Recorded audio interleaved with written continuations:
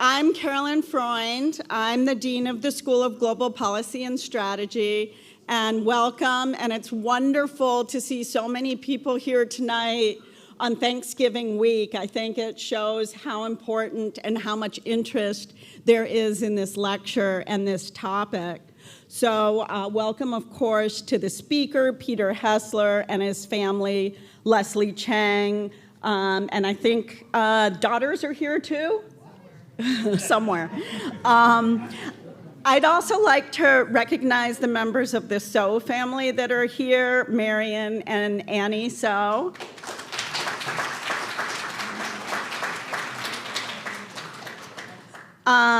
This lecture is named after Mr. So Kwan Lok, who unfortunately passed away in November 2022. I was very fortunate, however, to join in 2021.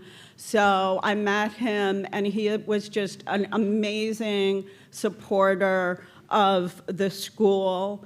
This is the 12th lecture series, which started in 1998. He was also the longest-serving member of the school's International Advisory Board, and he really was one of the champions for the 21st Century China Center, for which this lecture is also related.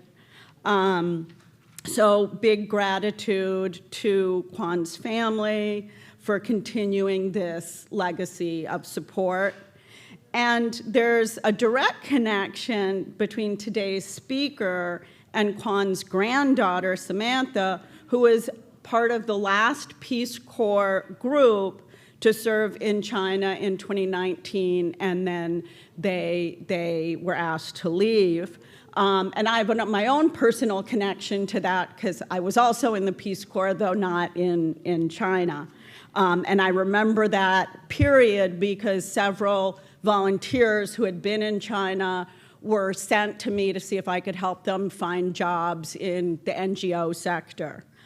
I'd also just like to thank all of you for coming out tonight, and I'm going to hand over now to Professor Barry Naughton, who's also related to So Kwan Lok, because he's the So Kwan Lok chair at GPS, and he's going to introduce Peter Hessler and moderate the session, and he's, of course, an expert on the Chinese economy. And again, thank you all for coming.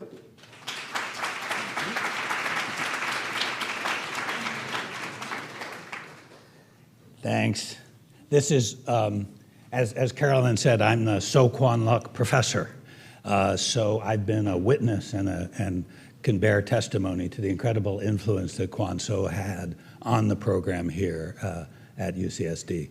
I think it's fair to say that Kwan So was, in some sense, of course, Susan was the founder of 21st Century China Center, but Kwan So was in some ways the person who believed in us before we believed in ourselves. He really cared about telling the China story to Americans in particular. I was trying to think whether Kwan and I had ever talked about Peter Hessler, and I don't think we did. We talked about a lot of things, but I know for sure that Kwan would have been very, very happy and excited that Peter is going to deliver this talk in particular. Because Kwan was somebody, you know, he grew up in China, he came to the United States, he played some of that outsider role that Peter talks about in some of his books. He did a number of things in the United States, right? He went to grad school, he was an engineer, he was a successful engineer, he had a real estate career in Los Angeles, he came down to San Diego. He did a lot of things, he understood America very well, and he always wanted for us to tell China stories. And so here is Peter Hessler, who maybe has done a better job of telling China stories than any other American that I can think of. He certainly has gone deeper and also made it more personal and more accessible to more people, both in America, of course, and in China. So it's my immense pleasure to introduce Peter Hessler. More formally, let me just say a couple of things. He's written 6 books. We're happy that he's here to talk about his most recent one, right? I'm not gonna go through all the details except to say that Peter has managed to take his personal experiences of living in two different places in Sichuan and Chongqing provinces and convert them into something that brings really broader insight and broader understanding of China and, for that matter, America. So join me in welcoming Peter Hessler. He's going to talk about other rivers, Chinese education, and after we give him a big round of applause, I'm going to just lay out a couple of ground rules for everybody. So Peter, welcome.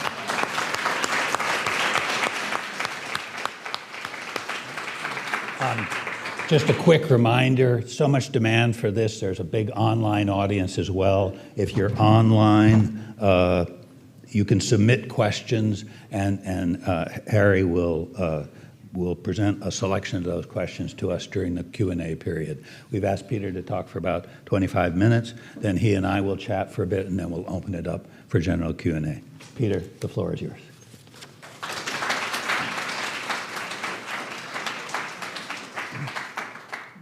Yeah, thanks so much, Barry, and thanks to the So family for sponsoring this, and thanks to everybody for coming. I know this is a difficult time with the holiday approaching, so I appreciate it.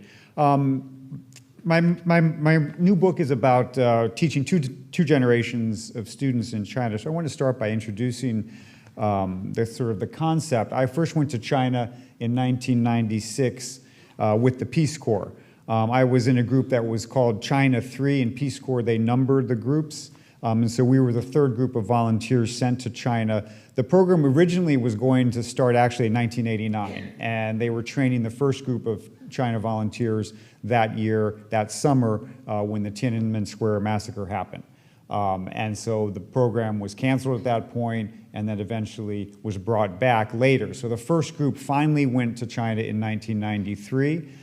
It was a pretty tentative program. The groups were small, largely because the Chinese government was not sure that they wanted these young Americans in China. And so my group only had 14 volunteers, and we were sent all of us were sent to Sichuan province, which at that time also included what we call Chongqing today. The reason we were sent to Sichuan was because it was Deng Xiaoping's home province. So when they established the program, they thought that that would be a way to win favor with the Chinese officials, to say we're going to send volunteers to Deng's home province. So all of us were sent to small places in Sichuan province, generally to teachers' colleges, that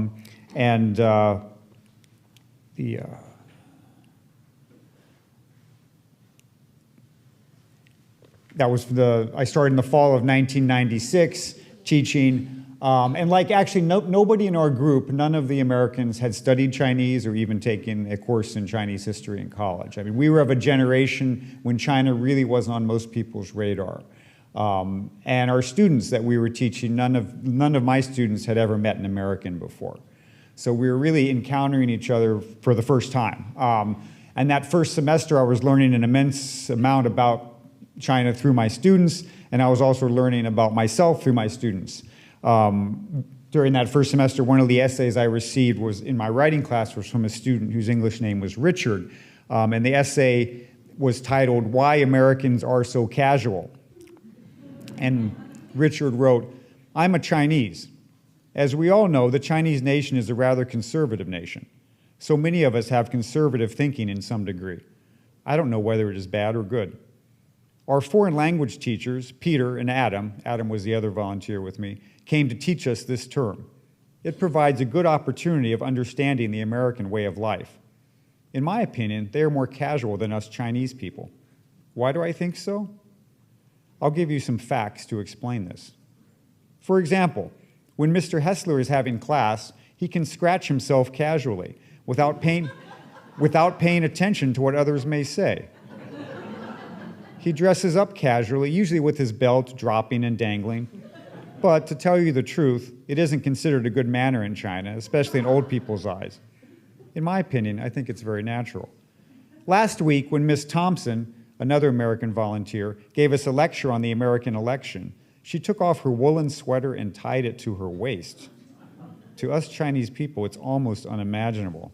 but thank goodness we major in English and know something about America. It didn't surprise us. But if other people saw this, they can't believe their own eyes. So it was easy to, even I realized later that what I was doing in this picture, walking away from the podium amongst the students, was something that a Chinese instructor at that time would never do. So even things like that were considered unusual. All of us in the Peace Corps were teaching at teachers' colleges, and these were institutions that were 3 years, and the students were getting degrees so that they could go back and teach English in middle schools and high schools. This was all part of what in Chinese is called Gaiga Kaifang, reform and opening, the changes that Deng Xiaoping had initiated in 1978. Part of that was the economic reforms, but part of it was also trying to open up to the outside world. So the goal was to expand the Chinese educational system, and our college was a small part of this. This is a shot from the fall semester 1996. That year, only 1 out of every 12 college-age Chinese, 8%, were able to enter any kind of tertiary educational institution. So Martin Chow, British sociologist who defined the development of modern higher education, he defined it as 3 phases: elite, mass, and universal. And elite is when fewer than 15% of the population can go to college, and China was in that stage there. Almost all of our students were from the countryside. That first cohort, they had been born in 1974. China's population was 83% rural at the time, so that was a common background. For many of my students, their parents had been illiterate. Some of them had never been to school at all. In most cases, they're either the first or the second people from their villages to go to college. So this was a big transition for them. These are a few pictures of them. Most of them had chosen English names, but they chose these actually before we got on campus. So that was a boy. The boy on the right was named Jimmy. You can see he's wearing the Bulls jersey, which was common for the students because that was the era of Michael Jordan. A student named Kathy in the middle, and then our class monitor, or Banjiang, on the left, whose name was Mo. His English name was Mo. It was common in that era to wear the tailor's label on the sleeve. People would keep those on. And Mo actually was not a smoker, but Deng Xiaoping always took pictures of himself smoking. So sometimes the students would pose even if they weren't smokers. They'd just borrow a cigarette for the picture.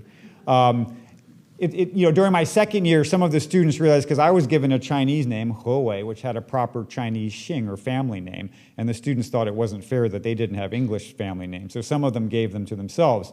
So I had a student named Willie who became William Foster. And then he became William Jefferson Foster. And there was another student named George who became George Baker Frost. Suddenly I would get these papers with these long names written, and for some reason they were all very waspy names. And Mo chose the last name, so he became Mo Money. And so they were training to be teachers, which is what most of them did. In Mo's case, it was quite striking because he was sent, and usually they were sent back to villages in their area. And Mo was sent back to his home region, actually to his local school, and he taught both of his younger brothers. And both of his younger brothers then tested into university. So you could sort of see this policy, this expansion at even the very personal level. Like, this is from a family, both of his parents were illiterate, and all 3 of the boys went to college. And Mo was part of that, part of pulling the other ones up. In the early part, you notice a lot of things about the students. I think teaching is always a fairly physical, you have a kind of a physical sense of your students, but especially in China in the 1990s. These classrooms were not big. We had 50 students usually, 45 or 50 students in a pretty small classroom. The classroom was not heated. It was not cooled in the summer, so you were very much exposed to the elements. And one of the things I noticed about the students, of course, if you look at that picture, and sometimes when I would show them, when I would show my students at Sichuan University, I'd always observe that I was much taller then. The kids who were coming from the countryside tended to be small because of nutrition. The other thing that was, in the early days, I often memorized their names in the first weeks by their outfits. The students didn't have much money, and often they wore the same things every day. Like the girl on the right you see in the bright blue sweater, Lucy. I always associated her with that outfit.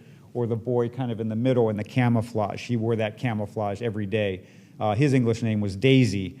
It was one of the ones that was sort of unfortunate. once the weather when we hit the winter, something I'd never really seen before, which was chilblains. The students, because they washed their clothes in cold water, and because nothing was heated, they would get these sores on their fingers and also on their ears. If you're in conditions that are never heated, and especially if your nutrition isn't great, that would happen. So we had a sense of where they were coming from, and of course the college itself was surrounded by the countryside. There were fields just outside the back gate. That's from just beyond the back gate of the college. But occasionally you would kind of get a sense of these students becoming urban people, which actually happened legally once they entered the college. Their hukou, or their residence permit, automatically switched from rural to urban. So legally speaking, they became urban people. And sometimes, like this was at a Christmas party our first year, and the students dressed up in their best clothes. You could kind of get a glimpse of what they might become someday. The boy on the right was named Yangtze, that was his English name, which he took from his Chinese beaming, or his writing name. He translated that literally. The boy in the middle was another class monitor named North, and he chose that name because North is the traditional direction of authority in China with Beijing. And also because he had read that there was once a prime minister in England named North, which was true. Frederick North, the Earl of Guildford. I think North, though, had not read that was the prime minister who lost the American colonies. I think that was not in the... But North was one of these, the class monitors, people like Mo Money and North, they didn't necessarily have to be the best students, but they were people who were good at organizing things, and they would sort of communicate between the administrators and the students. We were in Fuling at that time had a population of 185,000, which is, of course, sounds big in America, but it was quite small by Chinese standards. And it was considered quite remote. There was no railroad there. There was no highway. The nearest big city was Chongqing, and if you to go to Chongqing, you would take the boat, which took about 8 hours. One thing I always notice when I look at these images is they're all like, the pollution was so intense in that time. So every image kind of looks like this. You sort of have this gray haze over everything. In those days, we didn't have pollution indexes. I have no idea what it was, but I know that it was worse than Beijing was in the early 2000s when I lived there, because I was sick in Fuling often from the respiratory, even worse than I later was in Beijing. You also notice a lot of life on the rivers in that photograph. You can see all the boats and the docks. There's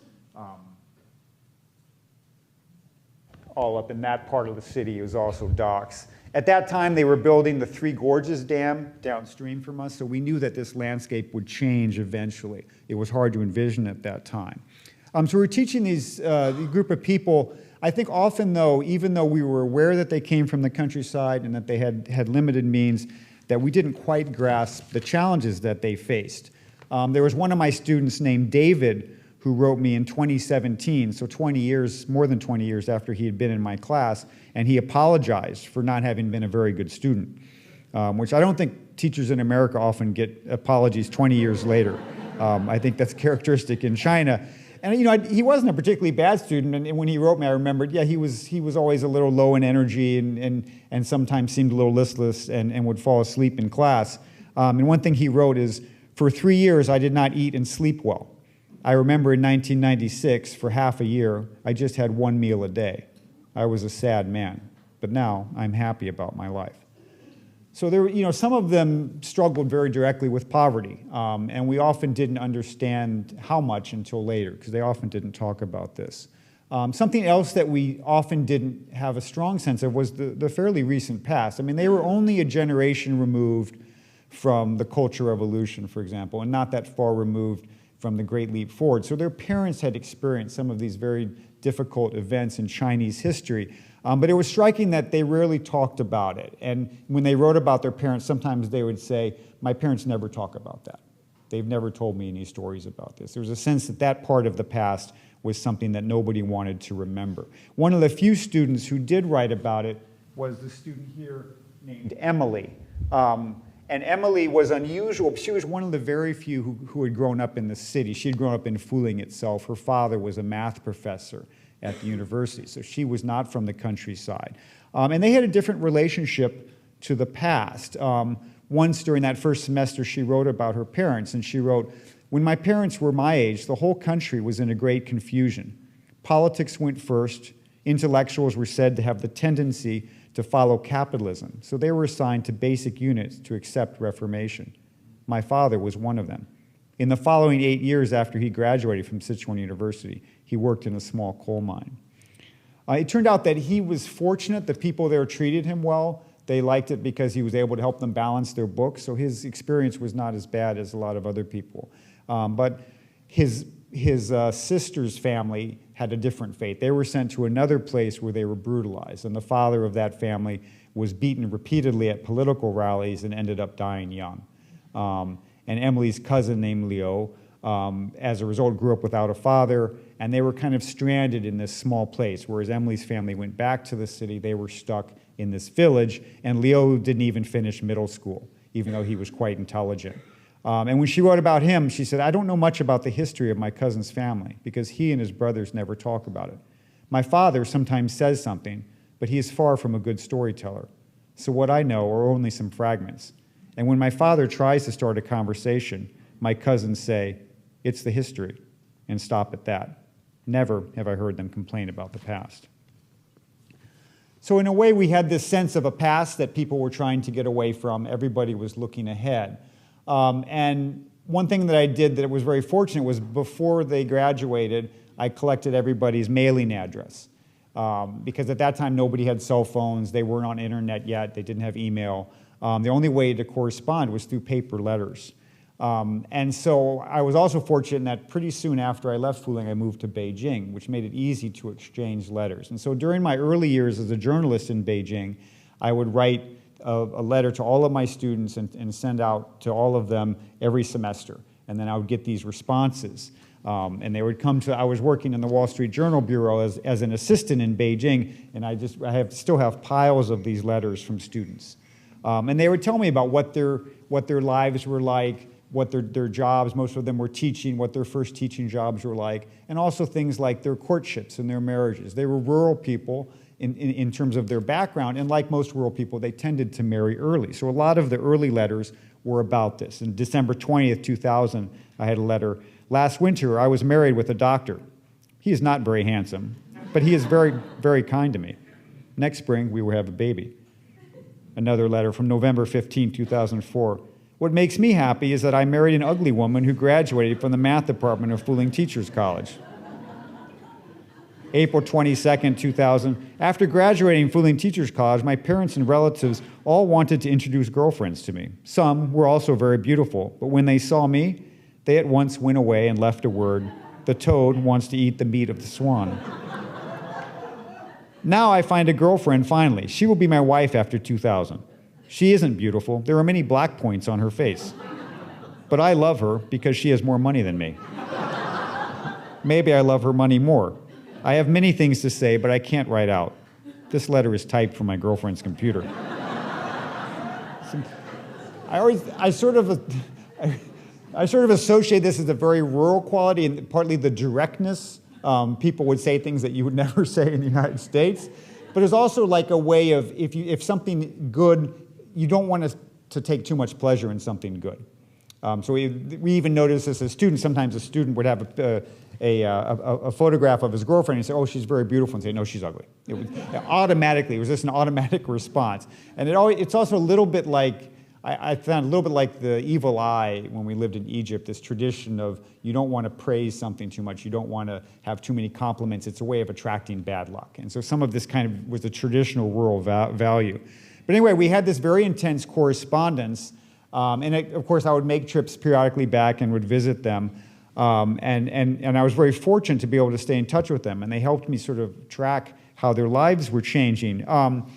And over the years, as we got to know each other better and they read everything that I was writing, I started to be more systematic about this, and that I would send them surveys as well to kind of get their ideas about things. And I'd ask them questions about things like their hobbies or religion or their financial situation. And because we had a high level of trust, I could have these kind of conversations. So one of the things I often asked them about was their income. And in the 90s, when they entered the workforce, they usually earned an annual salary of around $500. When I gave them a survey in 2014, the median household income was around $18,000. at that point. By 2021, this figure had risen to 35,000. I just did a survey just this fall, and it was 37,300. You can kind of see the slowdown there. It probably reflects the economic situation in China. But it was sort of remarkable how much they had improved so fast, right? And this is a picture from one of our visits back when Adam and I were there. And they really do look like urban middle-class people. That's Mo Money there on the left, on the far left. And I realized, they had had very few advantages in terms of where they were born or family education, financial situation, but they were historically very fortunate. They were born at the right time. They were born just kind of at the time when the reforms began, so they grew up with those reforms, and their lives paralleled those changes. The major changes, more than 250 million rural Chinese moved to the cities. And in 2011, you can remember it was 83% rural when they were born. By 2011, the population was officially majority urban. And nearly 800 million citizens escaped poverty since the beginning of these reforms. And those are sort of overwhelming numbers, and it's very hard to grasp what they mean. But when you see it at the individual level, when you know these people over time, it means something different. When I would go back and visit, now North and Yangtze were two of the very few who didn't stay with teaching. They went into private business. And Yangtze had never been a particularly good student, but he was a very charismatic boy and was always popular, very handsome. And he started in business early with a cell phone shop at a small scale. But one thing that he realized when he started selling cell phones, he also stocked walkie-talkies, and those sold like crazy. Initially, he was confused about it, but then he realized that construction companies, they don't use cell phones because the workers in those days didn't have them. They use walkie-talkies, and if you expanded your crew, you needed more walkie-talkies, and you went to the same shop to buy them on the same frequency. And he cornered that market in Fuling, and this turned out to be just incredibly lucrative. And he went from there. That led him to a business building equipment for parking garages, because people started to have cars and they were building parking garages. And then he did alarm systems for apartment complexes and buildings. He got into construction. He started to build billboards all over Chongqing. And when I visited him when I was back in China in 2021, he was driving a Mercedes S350, which costs $150,000. So it's just unbelievable. This was somebody who had come from a very poor background, and this sort of change in such a short span of time. His friend North, the one who was the class monitor, he found, because a lot of these students, because they didn't have the advantages, they often figured out some niche, and North's niche was they had built all of these buildings in Fuling partly because of the Three Gorges Dam and to house people, and they built them very cheaply and almost always without elevators, sometimes as high as 12 stories. And 20 years later, North was going, and his business was to put elevators on the outsides of those buildings. So you can see one of his projects there. And so I was surprised when he was doing this, because of course he was an English major, he wasn't an engineer, and he said, no, I have an engineer who does the elevator, but his job was almost like being the class monitor, that he had to go and negotiate with the residents to figure out the fee structure for this. And it's incredibly complicated, like all things that involve money in China. Because every floor paid a different amount. The higher you go, the more you pay. And nobody wants to feel like they're paying more than they should and that their neighbor's getting away with something. So North had to go and make everybody feel at ease with this, and he was really good at it.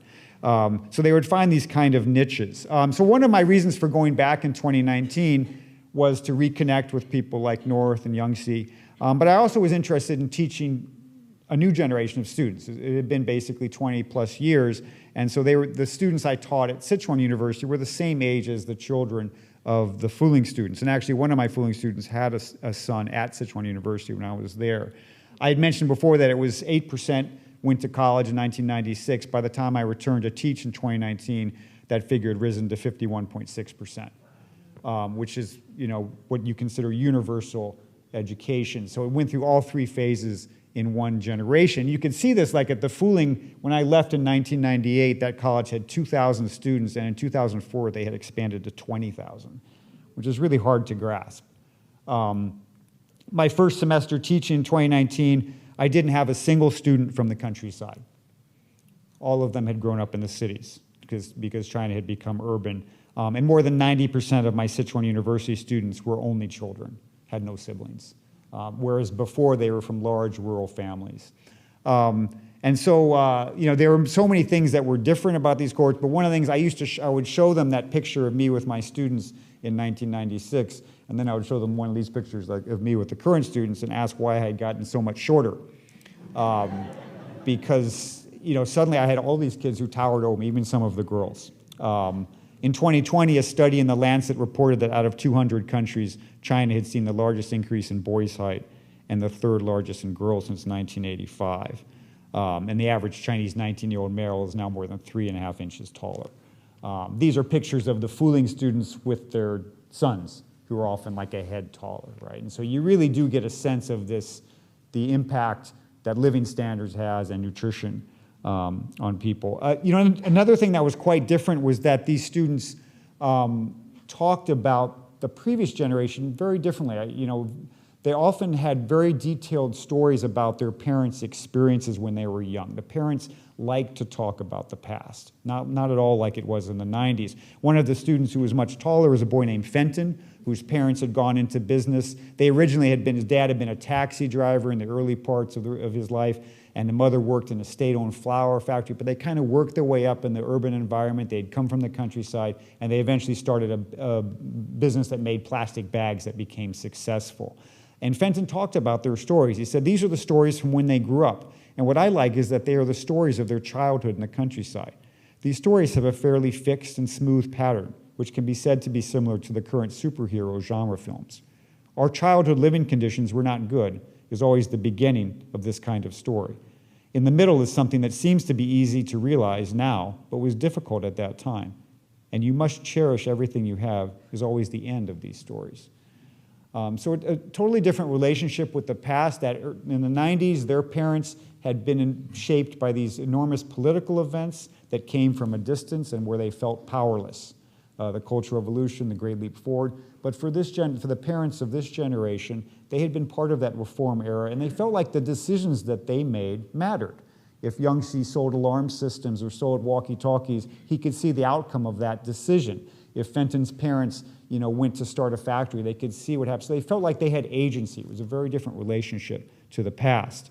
I would often go back to Fuling. That 8-hour trip had been shortened to 38 minutes on a high-speed train. And sometimes I would try to take pictures from the same vantage point, and this is one of those.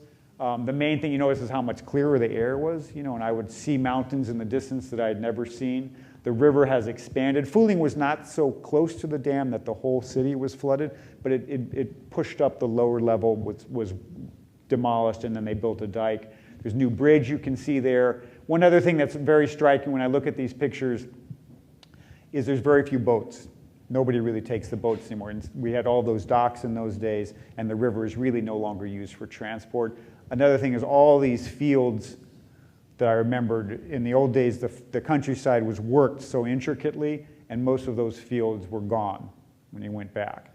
And I had those pictures of the terraced rice fields. Nobody grows rice there anymore. It's too labor intensive. And I tried to go back and retake those pictures, and I just couldn't even recognize the spots. The landscape had changed so much. So in some ways, in the same way that the students, the young people, were physically transformed, this landscape was also physically transformed. And you have trees, which in the old days, they wouldn't let trees grow in the countryside. And now you see from that picture, there's a lot of them. And that was also why sometimes I couldn't retake these pictures. This sort of incredible change.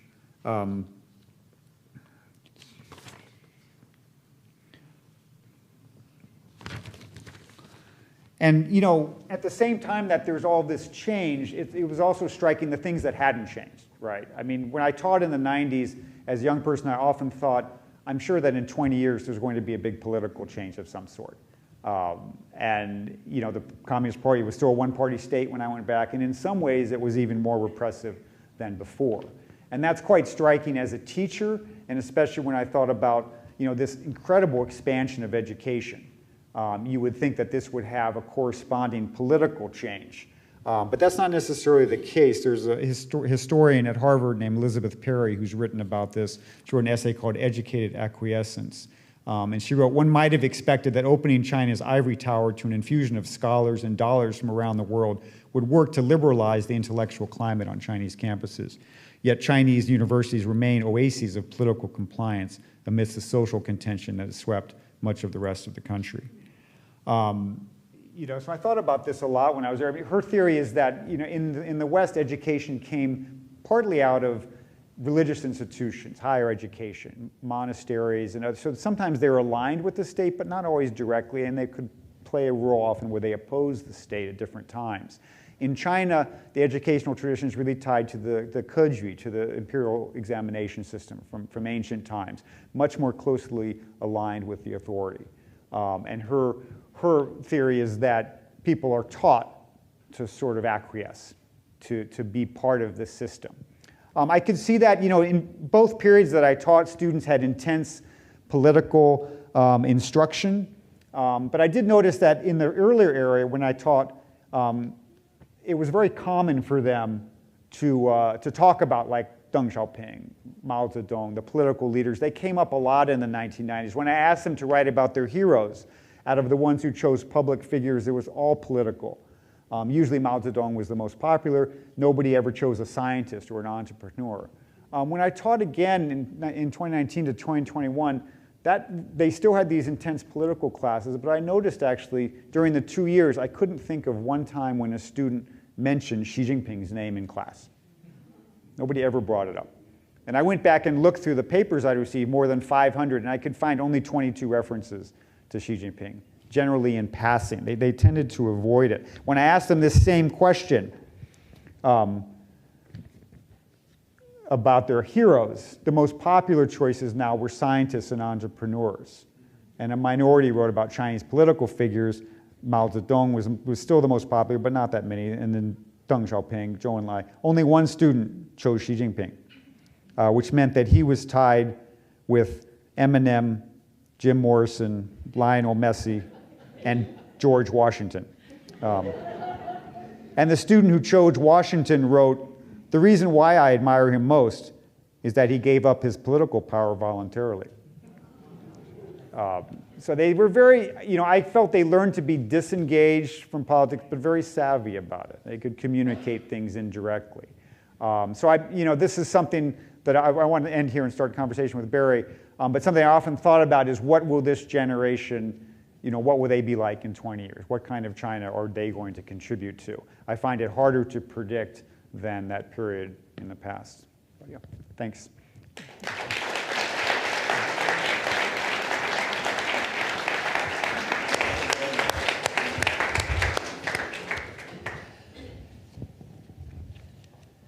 That was tremendous, Peter. I really didn't want you to stop.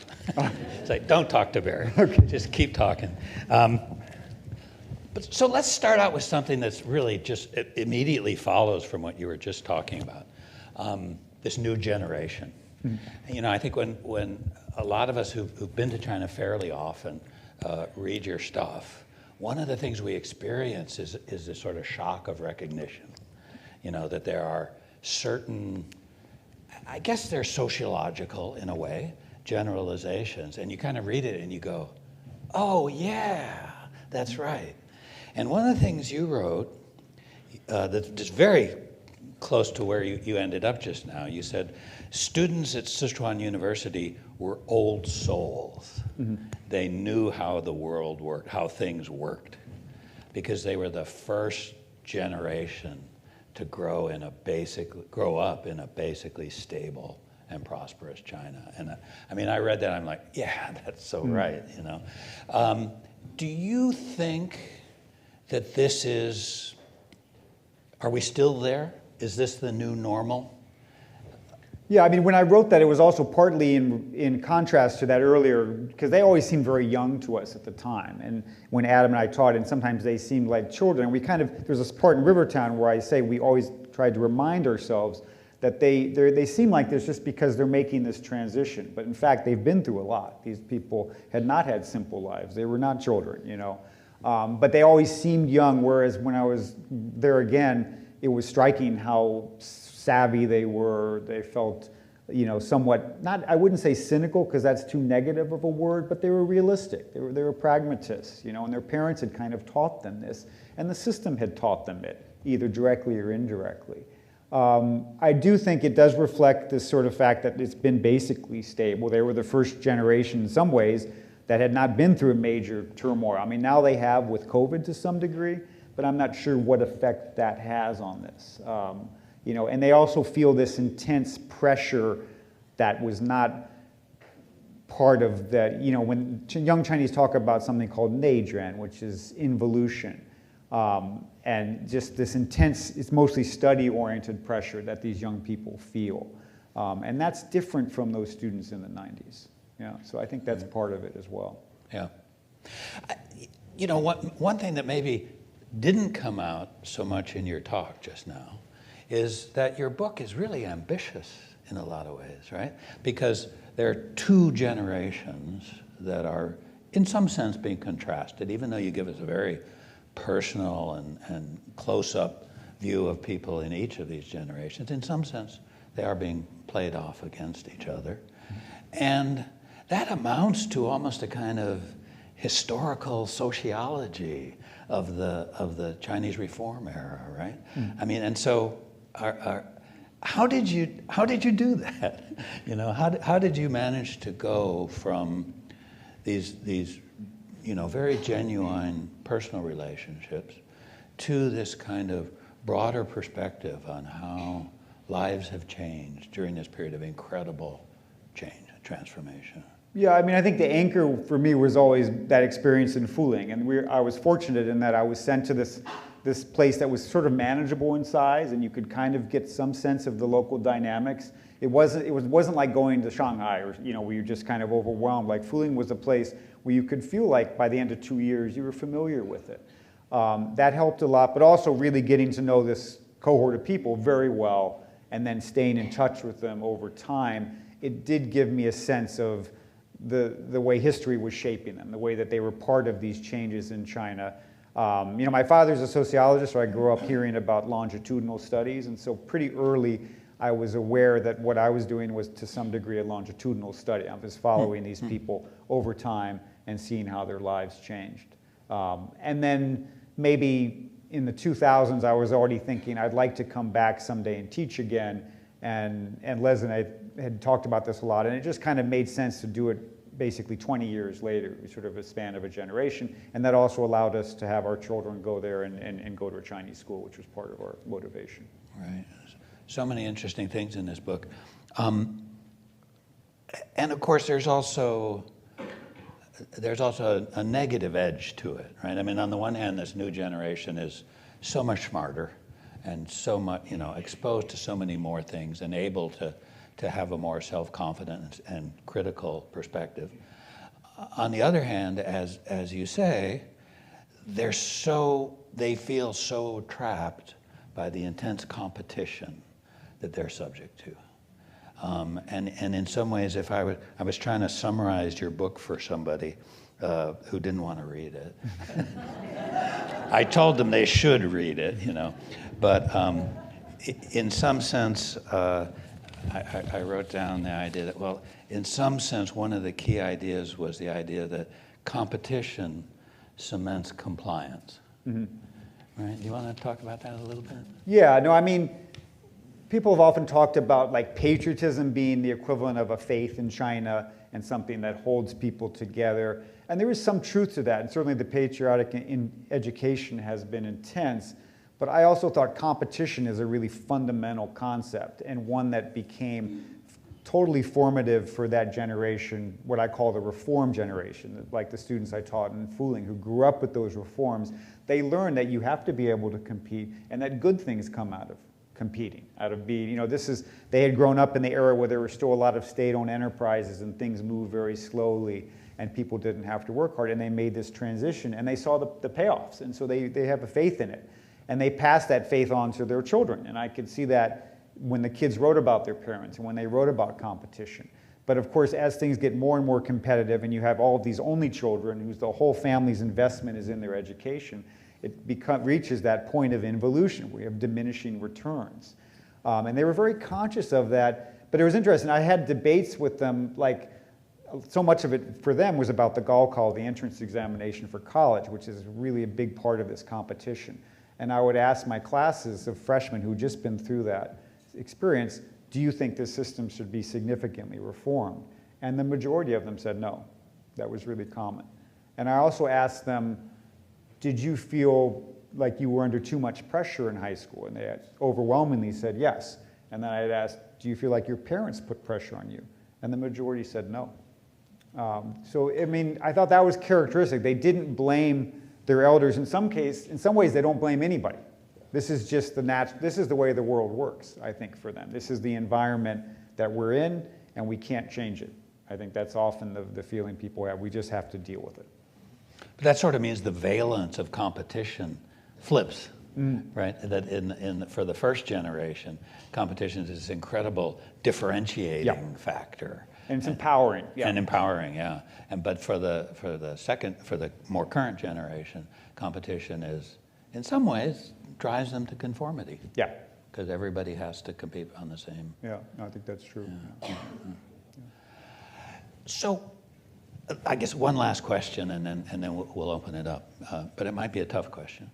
So, I mean, the great pleasure of reading your books is that you can understand it to a certain extent from the other person's view. I mean, that you tell China stories, and I think it's easy for the reader to identify, with some of your students, especially Emily, I think, in this book. And of course, that's the job of a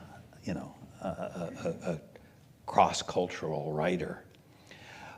What I wonder is, were you left feeling that there were certain aspects of Chinese culture and Chinese society that you couldn't explain, that were irreducible, that were a puzzle to you?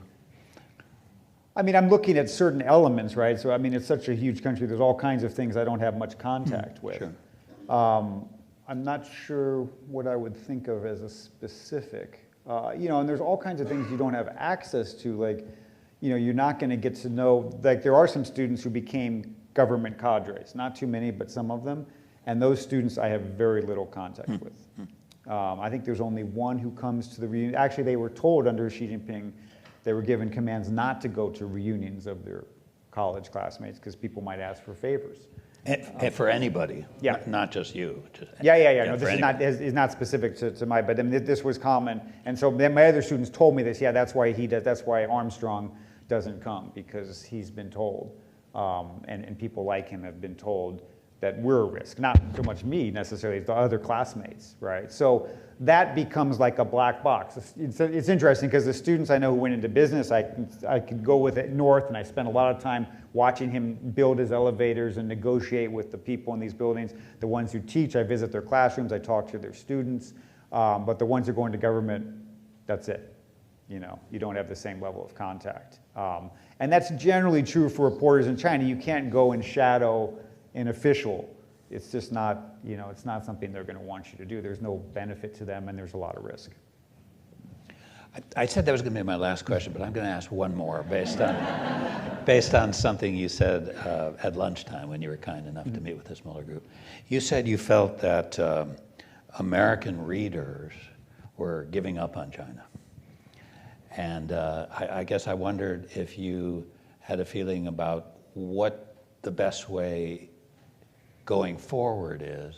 And I guess I'm sort of picking up a little on Kwan So's spirit and what he might ask, which is, what do you think is the best way to keep the two peoples from getting stuck in a cul-de-sac where they can't get out of the fear and suspicion? Yeah, no, it is. I feel that because, I had my earlier 3 China books that came out. That was during a period when I felt like Americans were really interested in China and were fascinated. It felt like we need to know more about this place. All of our stuff is made there. I don't have that same sense now. I think that most of what they want to read about China is the threat of China, the possibility of war. It's not about society or about, how everyday Chinese people live, what the issues are they care about. I think there's less patience for that. When I do talks, it's a lot of Chinese people come, because there's, of course, a lot of Chinese people in America. But I feel like there's not as much engagement by Americans. So I think that's a little disheartening. I don't know what the solution is. I mean, I feel like it helps to, we also just have distressingly few Americans going to China, right? And some of that is like the Peace Corps program was canceled, and it was So's granddaughter, right? Kwan So's granddaughter was in that 25th group, and they pulled all of them out. And that was not the Chinese kicking them out. That was the Trump administration made a decision. They thought that would be a way to poke at China, but it just damaged America worse, because you're getting less expertise. You're not training new China experts. And we had a lot of interesting careers that came out of the Peace Corps. People like me who went there and learned Chinese and stayed and found ways to work. As some of us worked for the State Department, some of us became journalists, all kinds of things. So we need more of that, and I think there's not enough now. So I think institutions have to find ways to encourage and support American students to study Chinese and to try to go there and live. It's not an easy time, of course. The political climate is difficult there, but I often tell young people in America, that means there's good opportunity. Fewer people are doing it. My daughters are continuing to study Chinese. I mean, we are not going to give up on that. I feel like it's a there's great opportunities for people who can communicate in both directions. Great, that's fantastic. We're going to throw it open now, so if you have a question you'd like to ask, raise your hand high, and how am I going to decide here? So many questions. I'll give special privilege to the front row here, right? Since it's not a China hand. Yeah. But you arrived on your second time in China at an interesting time because of COVID, and the book talks about some of your reflections, your visit to Wuhan, et cetera. So would you share some of your thoughts about what it was like to be in China during COVID? Because my impression from your book is that what you experienced was not what we read about. Yeah, I mean, we moved there in August of 2019, so it turned out we were about 6 months ahead of when that happened. And when it started to hit our town and we were locked down, most people with kids especially left, most foreigners left. Leslie and I made the decision to stay, which I think was the right decision, probably for the wrong reasons. We didn't think it was very serious. We weren't worried about it. And we just, I don't know, maybe after being in Egypt, our instinct was always don't panic, just kind of stay. And which I think is generally true, but when it's not true, it's probably really bad. But in this case, we were there, and it turned out, of course, the initial response to COVID was completely botched in Wuhan, and it was a total disaster, and people really suffered in that city.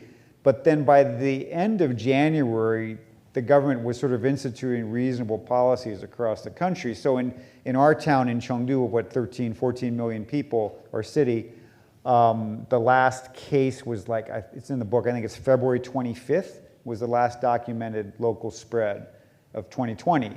And in March 8th was the first time we went back to a restaurant. So March 8th of 2020, we were back eating in restaurants, and things were opening up, and our kids were back in school that spring. So our daughters really had almost no remote schooling. So we had a very different experience than people in China. I do feel like that period was sort of underreported in the US, and then there was much more attention paid to the next phase in China, which is when they really botched post-Omicron. So China is it's hard to generalize about the COVID, because they went through 3 distinct phases, each one very differently in terms of effectiveness, and very different also in terms of what it reflected about the Chinese system. But I do think it's important to realize there were successes as well as failures, because in some ways that tells us a lot about China. There are some things that system is actually very good at. It was very good at that middle phase. And there were things about the Chinese system that allowed that to be effective. But then there were also things about the Chinese system that are very negative, and that's what led to those terrible lockdowns. And we were actually gone by that point. So I refer to it in the book, but it's not something we lived through. We had already moved back to the United States at that point. Great. Yeah. Yes, you. Yeah. So you talked about So you talked about the educated acquiescence. So there may be two ways we acquiesce. One is reluctantly, we don't really like the system, but for programmatic reasons we acquiesce. But the other is like we willingly or maybe enthusiastically acquiescent. And in your book, when you talk about your students, seems like many of your students is very independent and open-minded, and they don't really buy into the civic education offered by the government. But we also know there are lots of pinkies, and you also talk about the pinkies, and you even get reported once, and there's also attacks of your writing on the internet.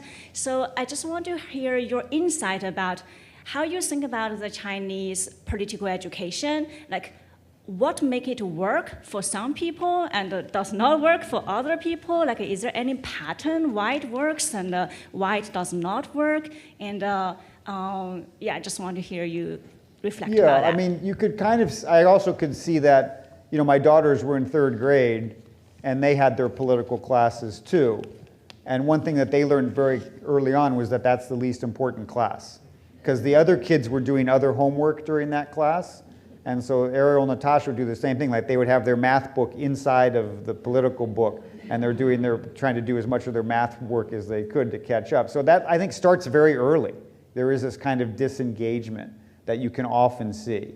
And there are, of course, students who are totally into it, but I think I found them to be a minority at Sichuan University. Most of the students, I think, were not very engaged by the political classes and weren't very interested. I also noticed the difference in party membership. When I taught in Fuling, generally speaking, the best students were the ones who became party members often, or the most impressive kids, like North was a party member, Mo Money was a party member. They were recruited early on, and they joined the party because it was really good for them, good for their future, even if they weren't sure what they were doing. That seemed to be less effective or less common among the Sichuan University students I taught. A lot of my best students said, yeah, they talked to me about joining, but I don't think it's really worth it. I don't want to do it. And so the benefits were less clear to them. And I thought the party was being less successful. And there are studies that show this, sociological studies by Chinese sociologists show that there is, among the elite, among the good students, there is less interest, reduced interest in joining the party than there had been. So I found, I thought that distance was interesting. I'm not sure what it means for the future. But it was a change from my own experience. Like, I did feel like the students were more disengaged from it, and also they're just more connected. They had good information. Most of the students at Sichuan University knew how to use VPNs and access other information, whereas in the 1990s it was impossible for those students to get good information, basically. Let's try somebody in the back of the room there. Hi, Mr. Hessler. I'm a student who's studying East Asian Studies, and I'm hoping to go back to China this upcoming summer to look at the impacts of Jiangsu's new education policy that restricts secondary education to only the top 50% of test scores. I just want to actually get an understanding of how you approach your sociological and political economic research from a methodological standpoint and just from a kind of journalistic standpoint. What are some recommendations you would have for students like me who are aiming to go back to China and contribute to academia research? Yeah, I mean, as a journalist, I'm not a proper social scientist, and so when I do my surveys with the students I've taught and with those cohorts, I try to do it as systematically as I can. Sometimes I try to ask the same question for different cohorts to see how they respond, or the same question at different periods. So I do my best to be systematic, but if you're a social scientist, you can structure your things in more of a broader survey approach. And that's something that I think is, if you were talking about that, you would probably try to do you could focus on a place, for example, and talk to the different high schools in that city or town and sort of see what you're hearing from them.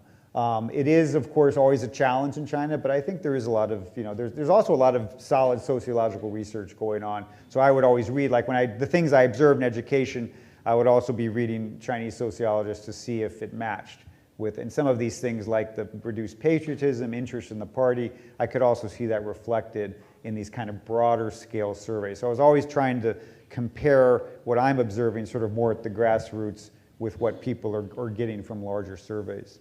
But I'm glad that you're going there to do that research, and I definitely encourage you. I mean, that's a great thing to do, especially while you're young, to get started on things like this. Harry, do we have some online questions? Sure, just synthesizing a few online questions. People were curious about how your students, former students, have seen changing U.S.-China relations over time, and how your interactions with your former students has changed as U.S.-China relations have gone through these ups and downs. Yeah, no, I have noticed actually with the Fuling students, when I ask them about America or attitudes toward America, I do find that they are more positive toward the U.S. than I think most Chinese would be. So I think that's a case where their contact with me and with Adam Meyer, the other Peace Corps volunteer, probably changed their outlook. I can really see that in the surveys. I also can just see it in our interactions. So I think it does make a big difference. The fact that they had this personal connection to somebody from the United States makes them see things completely differently. Reminds me of the importance of the personal contact. Among the younger people, I didn't find them rabidly anti-American, for example. And I was there during the election of 2020 and the January 6th and all that, and we talked about that in our classroom. And those were really good classes. Like, it wasn't like they were, I didn't see a lot of Schadenfreude, which you could have seen. They were more just curious and interested and engaging about it. But there is a lot of concern because a lot of them were interested in studying in the United States, and there was a lot of concern about the climate, and they are worried about these tensions. I think the young people do feel like it matters to them. It's not like they say, oh, that's international affairs, it's not our business. They feel like it does matter. They don't, but they feel pretty helpless at the same time. Yes, go ahead. Peter, what sort of favors did your students ask of you, and how were you able to help them?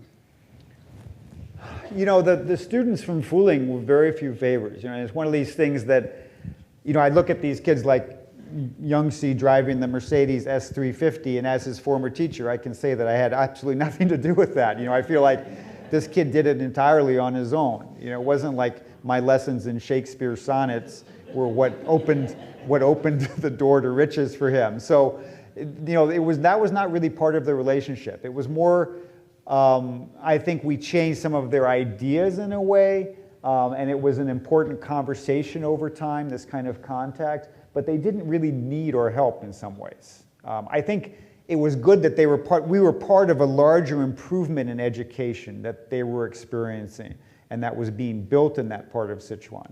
But it wasn't sort of at the level of favors or things like that.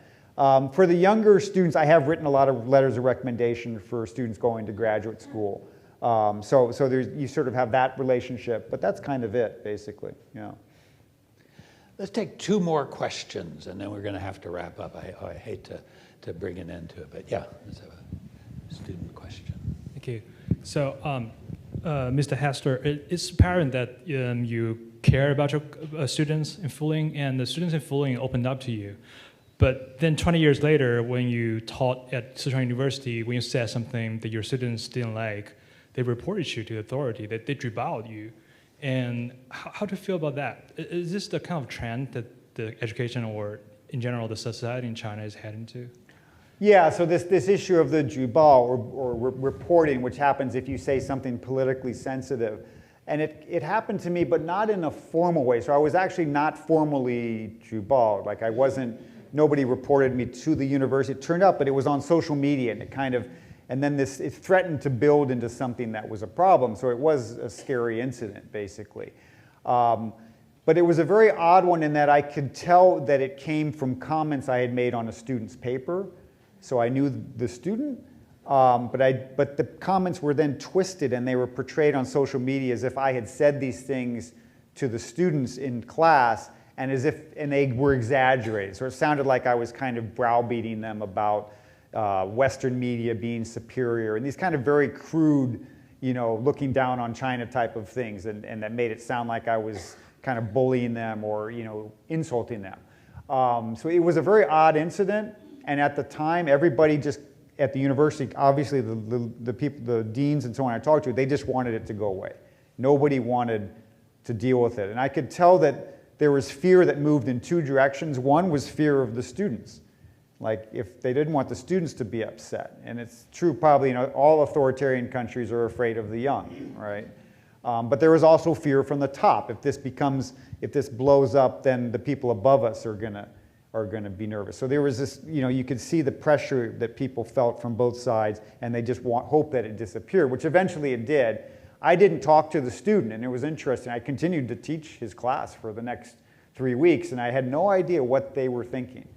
And then 2 years later, I sort of contacted a number of them and talked to them, and it turned out that they had just kind of ignored it. And they were actually not aware that it was in their group. And that was very revealing to me, because I sort of thought that all of them were aware of this. But I realized that their instinct was not to try to know more. It's just like, we heard that our teacher's been Jubal, but don't go there.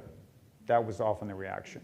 And then when I finally talked to the student that I knew it was linked to, he was surprised as well. And he said he was unaware that his comments had been used in this way. And I believed him, actually. We had a conversation on video. And what it seemed like is that he had talked about it and shown the paper to some other students, and it kind of went passed down. Somebody else must have done this. That's my guess. And that's what a number of other students sort of assessed. It's just kind of reflected this very weird, very tense overall environment where something very small can get blown up, basically. But yeah, I mean, and teachers and young people feel it. I mean, the students would often tell me, I'm afraid to talk about stuff because I'm afraid my classmates might report me. And I don't think that was the issue in the 90s. I don't remember the students feeling that way. Like sometimes they would talk very freely with each other. But now there's some limitations with that if you're young, if you're a college student in China. Absolutely. Let's have one last question, Ben. Off of the same question, I guess. Thank you. Thank you very much for this talk. This is really fantastic, and I really enjoyed reading the new book. Off of the last question, I guess, different between teaching in the 1990s and teaching in the 2010s, were students trying to discuss history, trying to discuss the Mao era, or unwilling to, out of worries of getting in trouble, out of worries about getting called out for raising politically sensitive issues, or and how was that different climate addressed?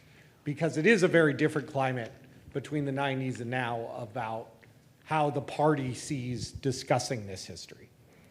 Yeah, I think they didn't want to talk about that, basically. That would be a dangerous thing. And so students would not talk about that. There were other things, though, that in general, I found they were actually willing to be more critical of their society than the students in the 90s would have been. Like they would talk about, whether the Gaokao was a good system, whether it's fair for rural Chinese, or whether it treats certain people unfairly. That was something, and there was no sensitivity about that for them. They would talk about things like gay rights and gay marriage. That could be talked about in class without people being nervous, which surprised me, right? That was something in the 90s. And that's one thing that really was different. When I did surveys in my class, like 80% of my students, when I surveyed one section of freshmen at Sichuan University, believed that gay marriage should be legal, which was kind of surprising me because it's not really discussed in China. I mean, Taiwan, it's legal, but it's not something that the mainland has really discussed seriously. But for them, it was almost like a non-issue. Whereas when I surveyed the Fuling students around the same time, I asked them that question, and it was like more than 80% said no. They were still very homophobic. So you saw that was one thing I noticed a big difference. But so things like that, I found them more willing to talk than students in the past, a lot of social issues. But the political stuff, they knew that it's better not to do that. Yeah. Wow. Peter, thank you so much.